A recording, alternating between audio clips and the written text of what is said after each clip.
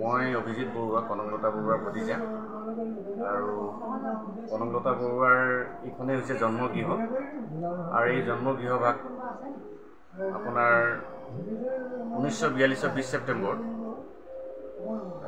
গহপুৰত আমাৰ গহপুৰ থানাত ব্ৰিটিছৰ বিৰুদ্ধে যিটো মানে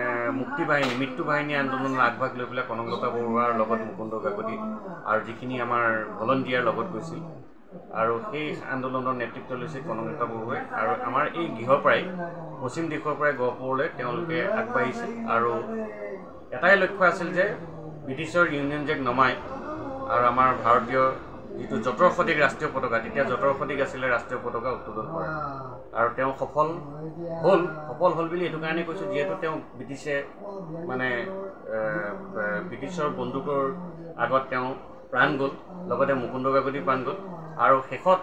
আমাৰ গহপুৰৰ পূব দিশৰ পৰা অহা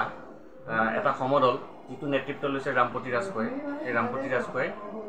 থানাৰ বেক চাইডেদি গৈ ওপৰত উঠি ত্ৰিৰংগা পতাকা উত্তোলন কৰিলে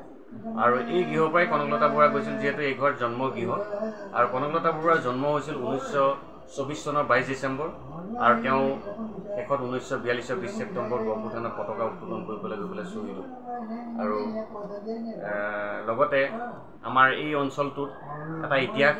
জৰ্জৰিত সেইটো সময়ত যিহেতু ওচৰতে এখন জাৰ্নিয়েল সত্ৰ আছে এই জাৰ্নিয়েল সত্ৰতে গুপুত শিবিৰবিলাক গুপুত আলোচনা এই জাৰ্নিয়েল সত্ৰত হৈছিল আৰু সেই আন্দোলনৰ নেতৃত্ব লৈছিল সেই সভাৰ নেতৃত্ব লৈছিল পুষ্পলতা দাস আৰু পুষ্পলতা দাস এগৰাকী পদ্মশ্ৰী আৰু তেওঁ সেইটো সময়তে কনকলতা বৰুৱাক সেই আন্দোলনত আগভাগ ল'বলৈ দিয়া নাছিল যিহেতু তেওঁ যথেষ্ট বয়স কম আছিল আৰু কনকলতা বৰুৱাৰ অদম্য সাহস দেখি তেওঁ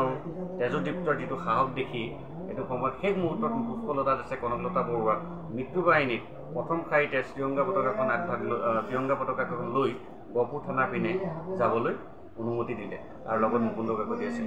আৰু কনকলতা বৰুৱাৰ দেশৰ বাবে গহপুৰ থানাত গৈ পেলাই ব্ৰিটিছৰ বিৰুদ্ধে আন্দোলনৰ কাৰণে তেওঁ শ্বহীদ হ'ল আৰু গহপুৰৰ লগতে সমগ্ৰ অসমতে নাম